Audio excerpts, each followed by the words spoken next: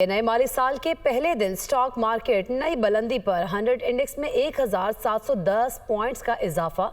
100 index 1,27,337 points पर trade कर रहा है। इसी पर बात करेंगे। हमजा गिलानी हमारे साथ मौजूद हैं। हमजा, बताइएगा, पहले ही दिन स्टॉक मार्केट की नई बुलंदी पर पहुंचने की वजह क्या है? देखिए, बहुत सी वजूहात हैं। सबसे बड़ी वजह तो ये है कि हुकूमत की जो परफॉर्मेंस आ रही है, इंटरनेशनल इवेंट्स है, उसके बाद फिर फॉरेन इन्वेस्टर का स्टॉक मार्केट के अंदर अपना कैपिटल लैंड करना है।